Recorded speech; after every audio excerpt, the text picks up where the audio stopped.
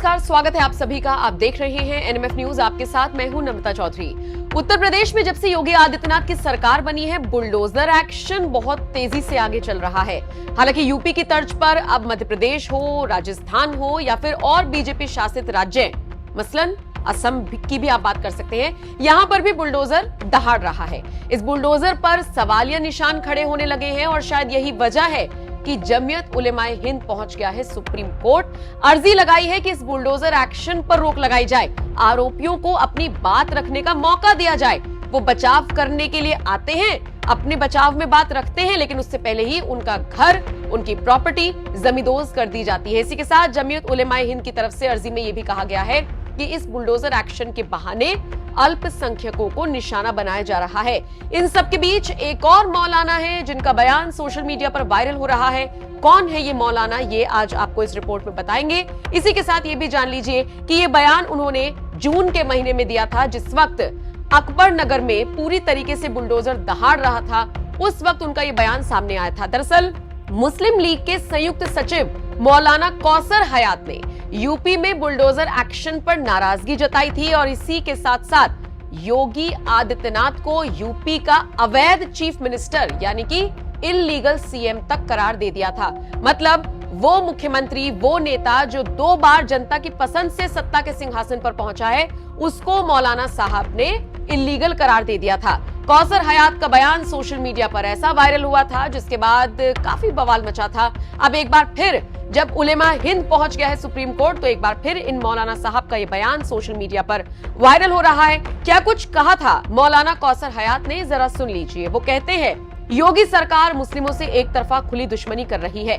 मुसलमानों को बर्बाद करने की कोशिश कर रही है। इन्हें चीफ मिनिस्टर नहीं बनना चाहिए कायदे में, लेकिन आज ये चीफ मिनिस्टर बने हुए हैं।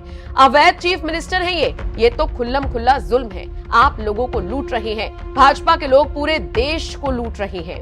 आपको बता दें, यूपी के अकबर नगर में जिस तरीके से बुलडोजर चला और जिस तरीके से लोगों के मकान तोड़े गए, आगे जाकर उनको वो मकान दिए भी गए थे। वो एक पूरा प्रोटोकॉल था जिसके तहत विकास को आगे बढ़ाते हुए, डेवलपमेंट को आगे बढ़ाते हुए ये सारी चीजें की गई थी। लेकिन मकान तोड़ने को इतना बड़ा मुद्दा बनाया गया जिस पर खूब राजनीति हुई। किसी ने योगी को सही कहा, किसी ने गलत कहा, लेकिन इन सबके बीच मौलाना कौसर साहब ने तो इल्लीगल चीफ मिनिस्टर तक कह दिया था। आपको बताते चले, ये तो बात रही योगी आदित्यनाथ की। मध्य प्रदेश के छतरपुर में जिस तरीके से बुलडोजर चला, ओवैसी साहब वहां पर भड़कते हुए नजर आए। ओवैसी के बयान के साथ आपको छोड़े जा रहे हैं। बाकी आप बताइए, ये बुलडोजर एक्शन कहां तक सही है, कहां तक गलत है? क्या वाकई में आप मानते हैं कि मौलाना साहब का बयान सही है और योगी इल्लीगल चीफ मिनिस्टर हैं? कमेंट सेक्शन में मौलाना साहब के बयान पर आपकी प्रतिक्रिया जरूर दीजिएगा। नमस्कार मेरे अजीज दोस्तों और बुजुर्गों, 21 अगस्त के दिन जो वाकया छतरपुर मध्य प्रदेश में हुआ, मैं इसकी मजम्मत करता हूँ। दोनों वाकयात की जो पथरमबाजी हुई पुलिस स्टेशन के पास और जिस बर्बरियत और जुल्म के ज़रिए इख्तिदार के इस घुमंड में डूबकर जो बीजेपी की वहाँ की सरकार ने हाजी शहजाद अली के घर को डिमोलिश किया, बुलडोज़रों से ज़मींदोज कर दिया और साथ ही साथ उनकी तमाम 3 कारों को भी बुरी तरीके से उसको डैमेज कर दिया, मैं इसका कंडेम करता हूँ। मैं अभी हाजी शहजाद अली का एक वीडियो देखा हूँ जिसमें उन्होंने कहा कि उस दिन वो और वहाँ की जो जिम्मेदार तंजीम अंजुमन सदर, वहाँ के उलमा जाकर रिप्रेजेंटेशन किए। किस बात का रिप्रेजेंटेशन किए कि एक मलून शख्स ने अपनी गंदी ज़बान के ज़रिए हमारे रसूल मोहम्मद सल्लल्लाहु अलैहि वसल्लम की शान में गुस्ताखी करने की कोशिश की।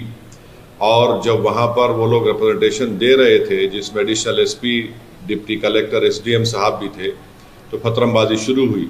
डिप्टी कलेक्टर, एसडीएम साहब ने हाथ पकड़कर, हाजी शहजाद अली अपनी वीडियो में कह रहे हैं कि उनसे कहा कि आप आकर जनता को समझाइए। उन्होंने समझाया, पथरमबाजी उन पर भी हुई। उसके बाद एक मनसूबाबंद तरीके से 20,000 स्क्वायर फुट पर बना हुआ ये घर, जिसका परमिशन है उनके पास, वो कह रहे हैं, उसको डिमोलिश कर दिया गया। अगर परमिशन नहीं भी था तो क्या वहाँ की अथॉरिटीज़ को ये जिम्मेदारी नहीं है कि वो सुप्रीम कोर्ट का जजमेंट है दिल्ली डेमोलिशन पर कि ड्यू प्रोसेस को फॉलो किया जाए? क्या उन्होंने नोटिस दिया? नहीं दिया।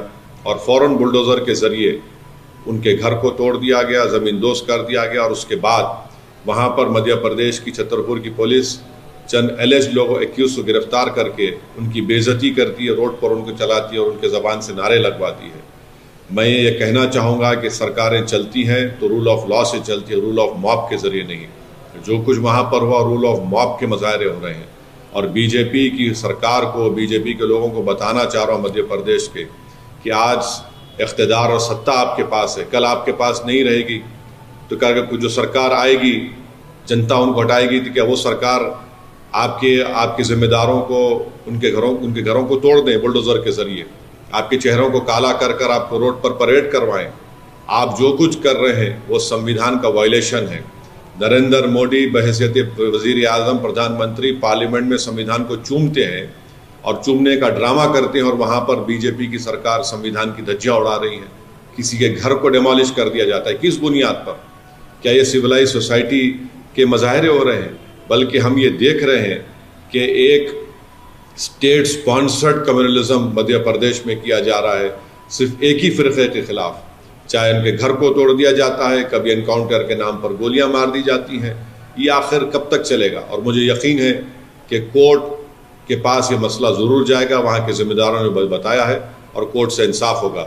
जो सरकार डेमोलिशन के ज़रिए सत्ता चलाती है वो याद रखें, आप किसी गरीब का घर तोड़ रहे हैं, इंशाअल्लाह वक्त आएगा जब इसी अवाम अपने वोट के ज़रिए